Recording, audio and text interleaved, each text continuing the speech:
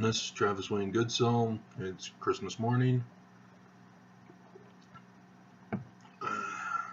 I was going to run, but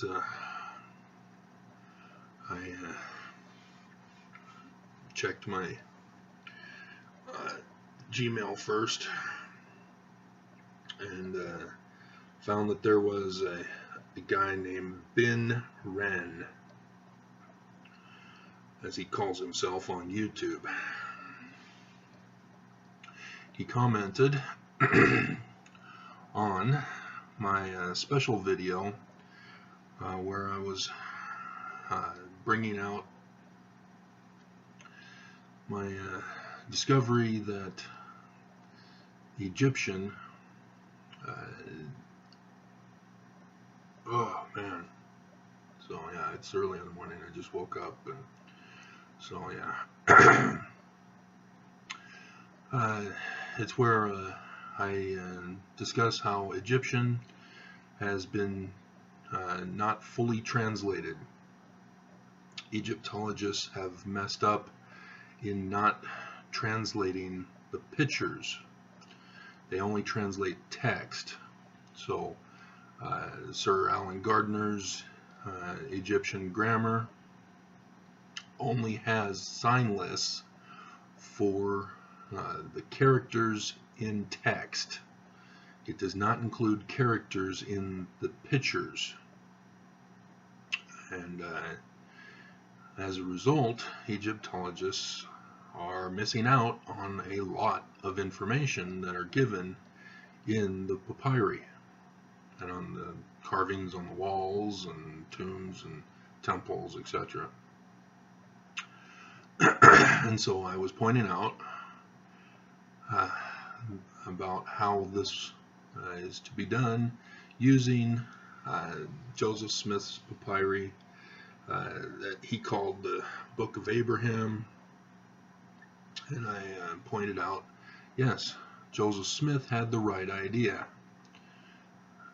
that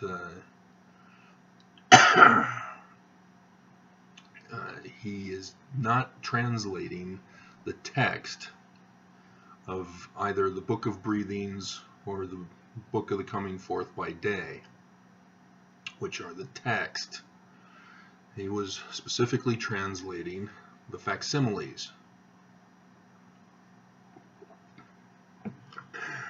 And so this Ben Wren attacked me by saying, no, these are, and he's spouting off traditional Egyptological translation techniques of text.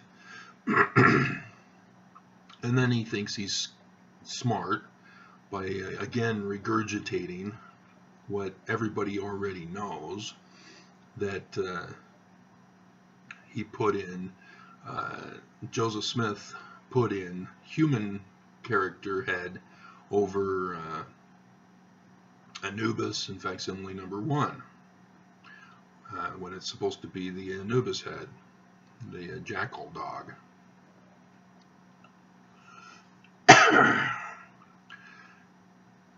It amazes me how so many people underestimate me when they think they're smart because they've learned regurgitative information.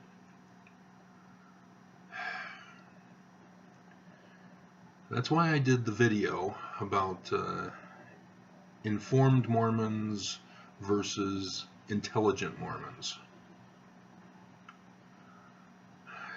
It's one thing to be told what to believe.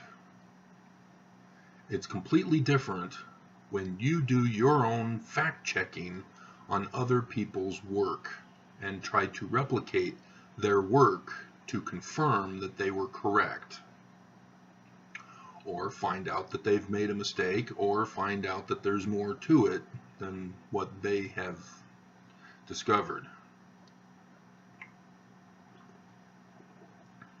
Big difference in understanding and a big difference in learning and education. People who get PhDs for regurgitation are not smart. My brother, for example, Todd has gotten his PhD in sociology, and it's all regurgitation learning. He sat in classrooms, he took notes, he memorized, and then answered questions on the quiz and the tests based on his memory recall. That's regurgitation education. And so, yes, his PhD means that he's able to memorize what he was told to believe.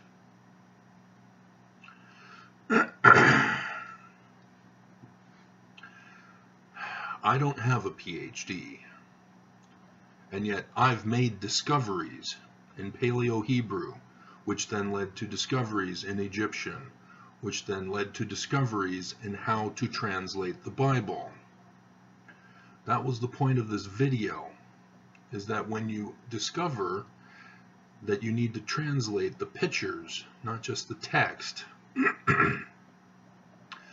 then you start to discover, hey, wait a minute, these Bible stories are parallel with the Egyptian stories.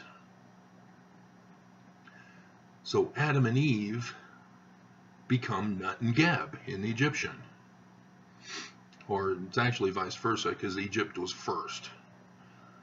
So the post-captivity Jew who wrote the Bible that we have today is the one who changed the names of Nut and Geb to Adam and Eve. And in fact, Nut is not actually Eve.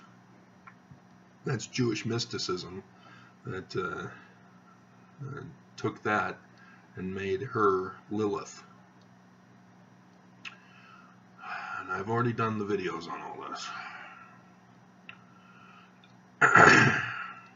So if you're going to attack me with regurgitated information that is incorrect and incomplete, you're out of line. That's bullying. Now, if you want to discuss, hey, wait a minute, I've been told this through my regurgitative learning that this is Anubis, it's not a priest, so I don't understand. Then I can discuss with you rather than having to ban you from my site, from my channel. But he chose not to do that.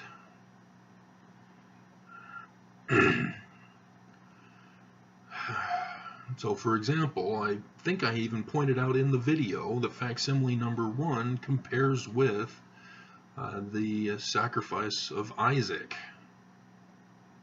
and also the sacrifice of Jesus. It's all the same thing. You just change the characters around in your story. But you can use the same Egyptian hieroglyph to make that translation, to reconstruct a Bible passage. And I'm pretty sure I even indicated that there's also a missing hawk. But again, the guy wasn't paying attention. You know, he didn't read or listen to my video all the way through. And he didn't take it in context with other videos on the same subject. And, you know, that video now has 3 thumbs down from bullies. Because that's what it is. YouTube allows for people to bully other people on their social media platform. And bullying is wrong. It is a crime. You know, whether our government's pursuing it in the courts, that's another matter. It is a crime to bully people. You are taking away their rights. And when you take away people's rights, that is a crime. And so there isn't supposed to be civil matters in court. Every civil matter is a criminal matter. When you violate somebody's rights, you are committing a crime. And bullying is a crime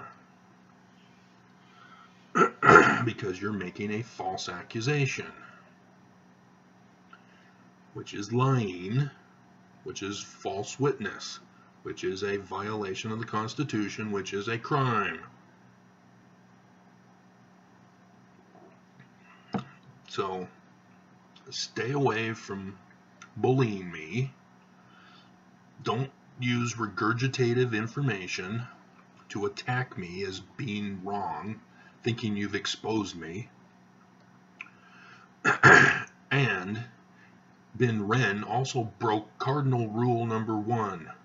Don't comment under my comment to my kidnapped children.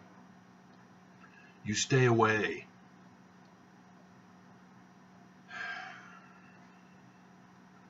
I made that video specifically in dedication to them. So,